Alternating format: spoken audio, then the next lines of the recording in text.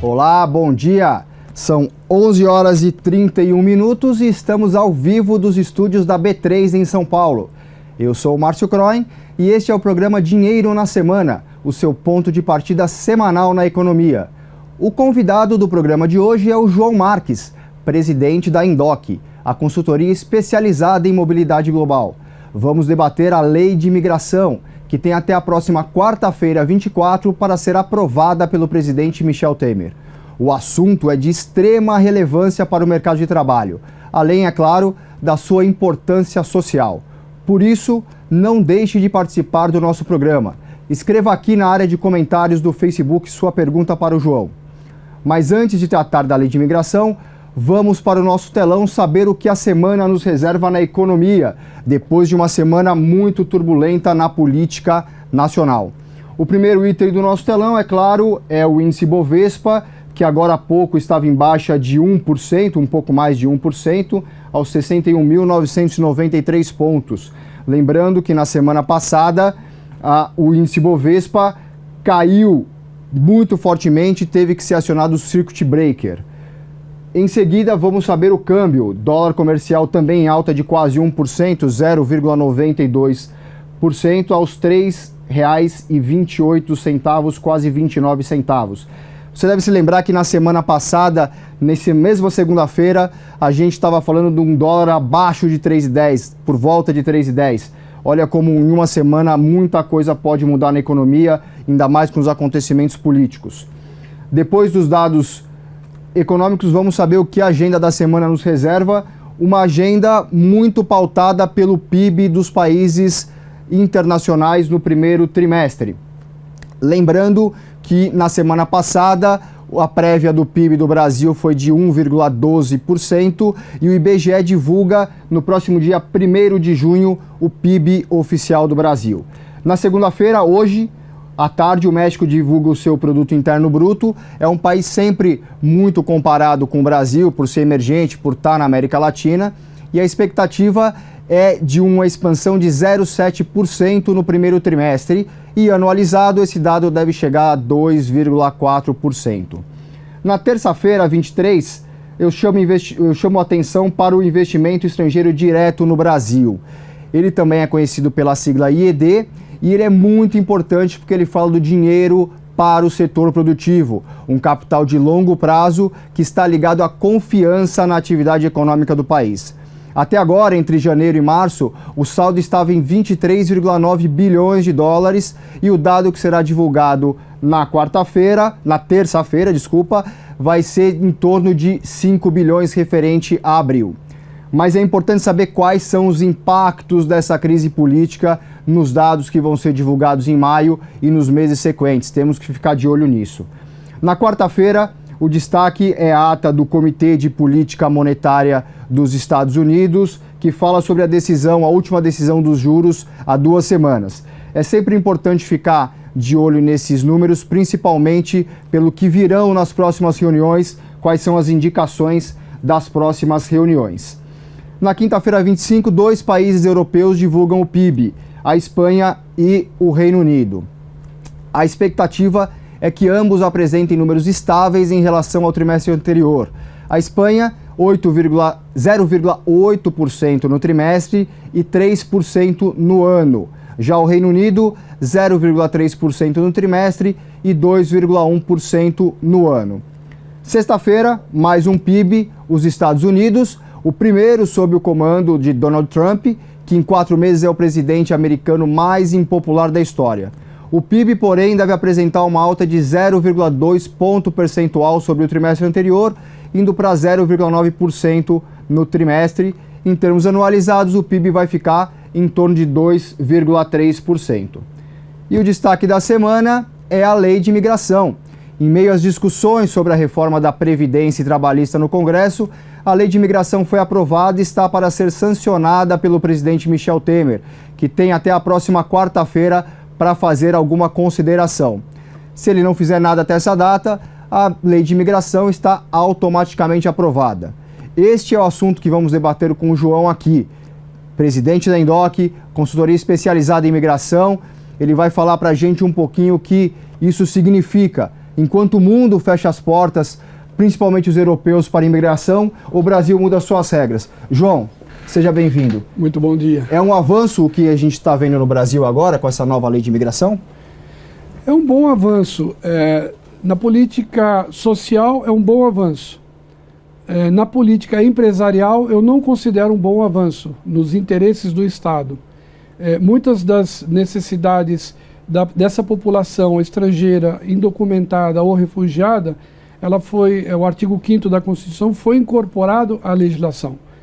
Porém, esse avanço social é muito importante porque a legislação anterior ela deixava muito a critério da autoridade migratória. Tá. E como é um país na dimensão do Brasil, cada autoridade migratória, ou seja, a Polícia Federal, poderá ter uma interpretação diferente, o que dificultava muito a vida dessas pessoas, mesmo dos estrangeiros que vêm aqui para trabalho também. Tá. O que os haitianos fizeram quando os haitianos vieram para o Brasil, eles tiveram que ter uma autorização especial para entrar? Houve dois tipos, né? O Brasil preparou uma concessão especial, uma legislação própria para os haitianos que deveriam retirar os seus vistos em Porto Príncipe. Aproximadamente 28 mil haitianos. Depois você teve 90 mil haitianos, aproximadamente, que entraram via terrestre, que vieram através de coiotes. Essa não foi uma imigração prevista pelo governo brasileiro. Aliás, foi um grave problema.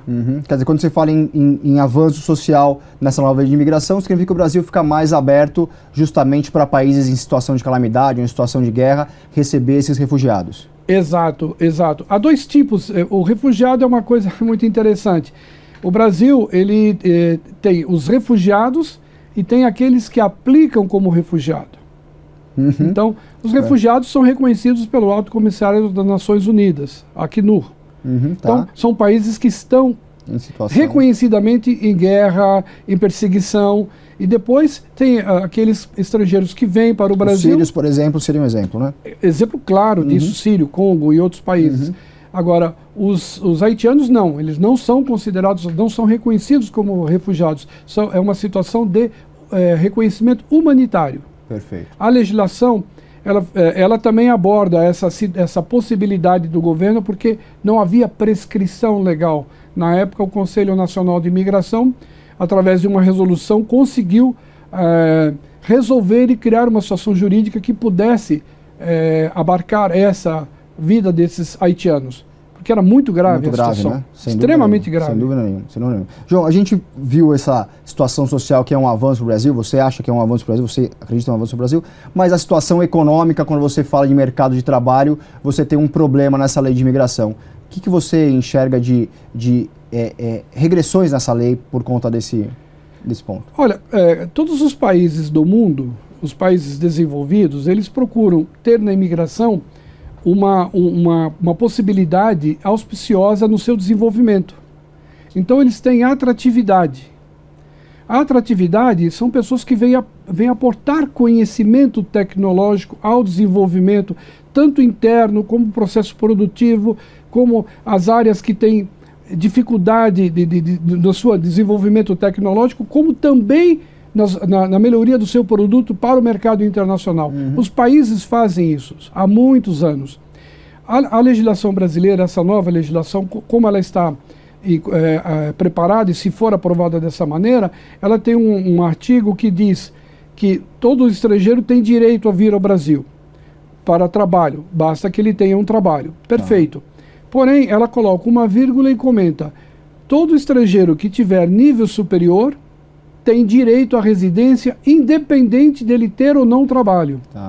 Bom, aí ela vai completamente ao contrário em qualquer prática do mundo. Por um detalhe muito simples: você tem que atrair o que você precisa para desenvolver.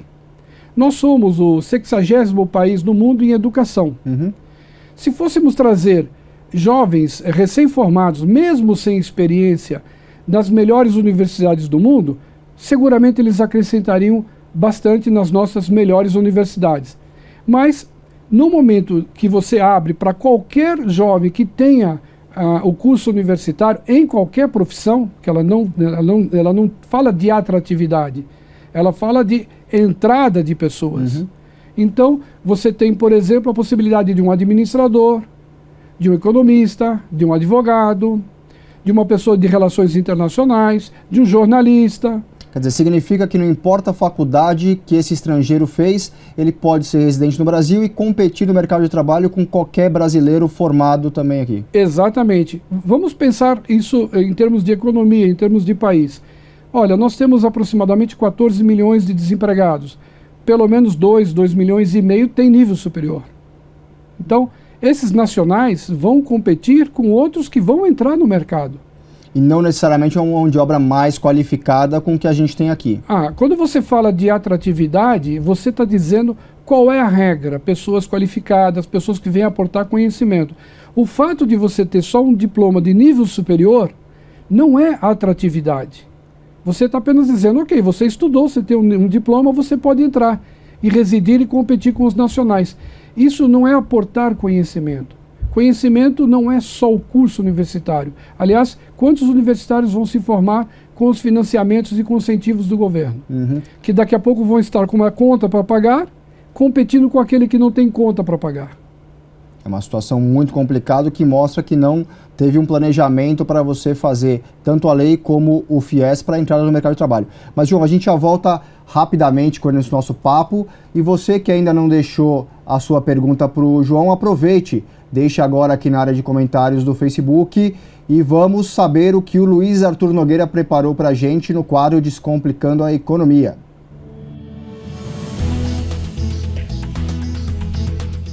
Olá pessoal, eu sou Luiz Arthur Nogueira e este é o Descomplicando a Economia, direto dos estúdios da B3 em São Paulo. A crise política ressurgiu e com ela a grande questão: será que a recessão vai voltar justo agora que a economia dava sinais de recuperação? Bom, o primeiro ponto a destacar aqui é que a crise política atrapalha a economia. Acho que não há nenhuma dúvida em relação a isso, né? E a Lava Jato sempre foi o maior risco, que de fato agora estourou envolvendo o presidente Michel Temer. Ponto principal: sem as reformas, infelizmente, a confiança vai desaparecer, o clima econômico vai piorar e a probabilidade do PIB voltar a encolher é grande. Segundo ponto que gera uma interrogação aqui envolve os leilões de concessão de infraestrutura. Afinal de contas, será que o cronograma estabelecido pelo governo para rodovias, portos, aeroportos, ferrovias, mineração, petróleo, será que esse cronograma será adiado? Muito provavelmente a resposta é sim. E por fim, um ponto que é negativo aqui envolve a questão do Banco Central. Havia uma clara tendência de o Banco Central, agora que ele tinha conseguido combater a inflação, de que ele iria intensificar a queda dos juros. Inclusive na reunião de agora, no fim do mês de maio. Havia uma perspectiva no mercado de que o Comitê de Política Monetária do Banco Central, o Copom, iria aumentar essa redução, esse ritmo de 1 ponto para 1,25 ponto percentual na queda da Selic. Porém agora, diante desse mar de incertezas políticas, pode ser que o Banco Central seja mais cauteloso, talvez repita a queda de 1 ponto percentual ou até mesmo reduza para 0,75 ponto percentual. Por que isso é ruim? Porque quanto menor o juro, melhor seria para a economia, mais barato seria para os empresários pegarem empréstimos para investir e mais barato também para os consumidores financiarem as suas compras. Infelizmente, a crise política voltou e com ela, como eu disse, o risco de recessão voltou a crescer no Brasil. É isso, pessoal. Um grande abraço a todos e até o programa da semana que vem.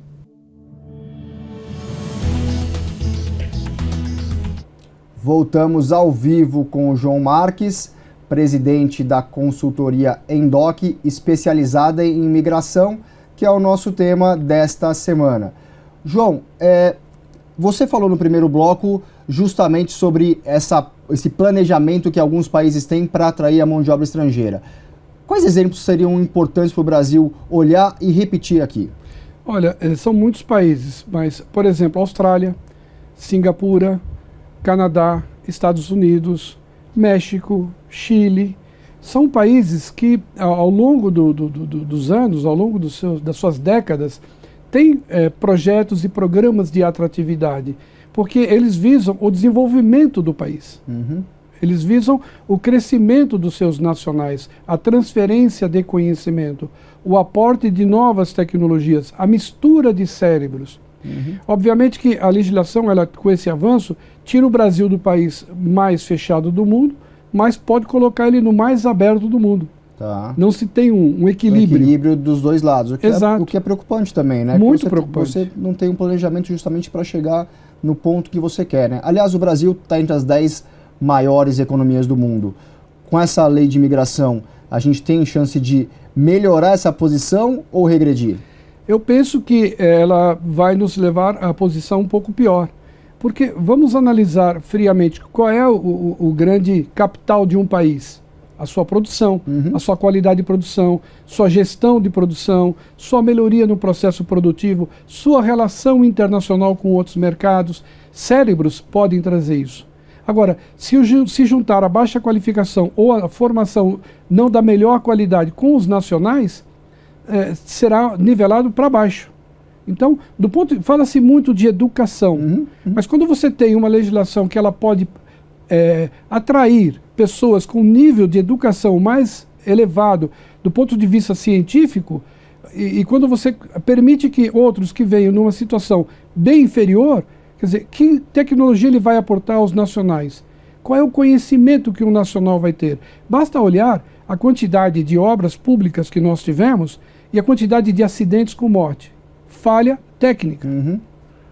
Falha técnica. São centenas. Não teve uma obra pública de grande relevo que não houve falha técnica. Por quê? Porque não houve mistura de conhecimento.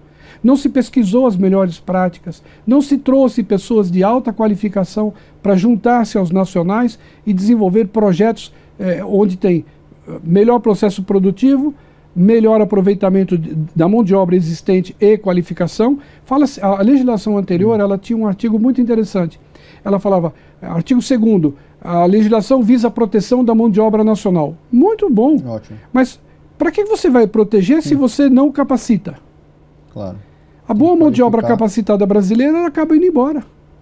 Porque não tem atratividade. Aqui. Claro. Você não tem nem como crescer aqui. Exato. Né? E se você juntar os nacionais, universidades, 60º e pegar uma universidade de um ranking bem pior do que o nosso, qual é o conhecimento tecnológico que ele vai aportar? Aliás, os chineses trouxeram muita mão de obra de baixa qualificação na época da construção dos navios aqui.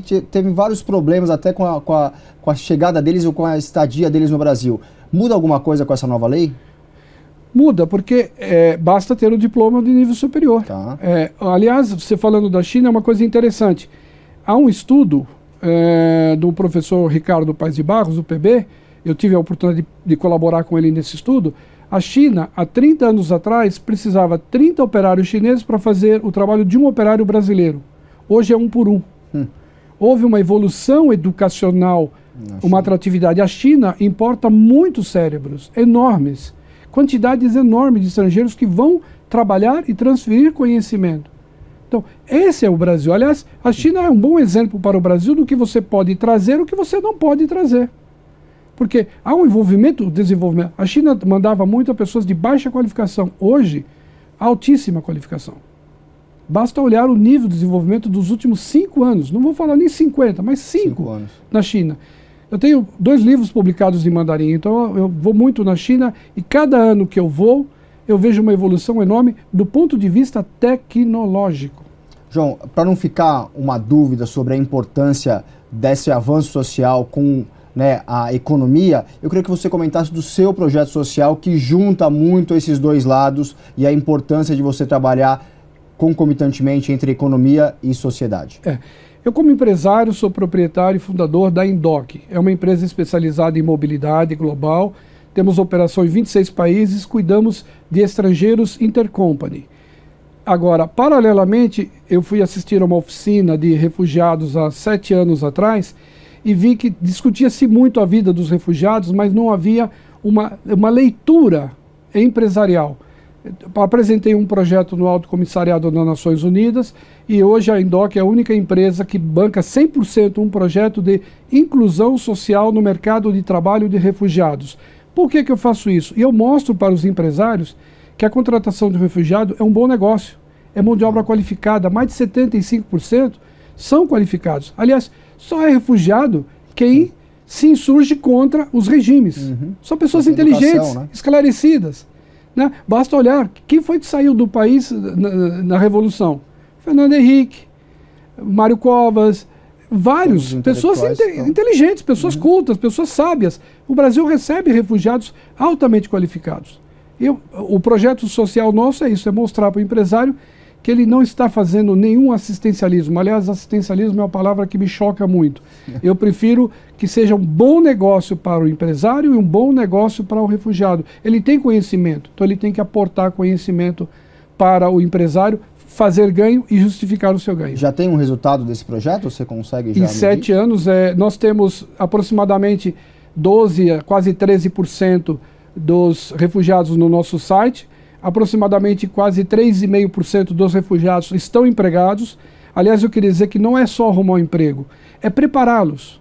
Por que o brasileiro marca um horário, chega outro? Por que dos 2 beijinhos? Por que você vai ganhar 4 mil, você só recebe 3? Cultural, né? Entender como nós funcionamos. Muitos deles, alguns países, a mulher não tem poder de decisão. Então, olha, aqui você quer recomeçar a tua vida? Quero. Então, você vai ter uma mulher como chefe, ok? Ok, então você pode entrar no mercado de trabalho. Então é prepará-los para o mercado, para ser um fator de sucesso essa contratação. E depois nós temos aproximadamente mais de 200 empresas que nos honram e acreditar nesse projeto. Muito bom. João, obrigado pela sua participação, por esclarecer um pouco dessa lei de imigração, muito importante no momento em que o país vive. Eu que agradeço e vamos torcer para que o governo brasileiro reflita nesse momento tão difícil o quanto ele pode e deve botar o país nos trilhos, como se diz. É o que é importante. Obrigado a você também que nos acompanhou até agora e não deixe de se inscrever no nosso canal no YouTube para acompanhar todas as novidades da TV Dinheiro. Muito obrigado, boa semana, bons negócios, tchau!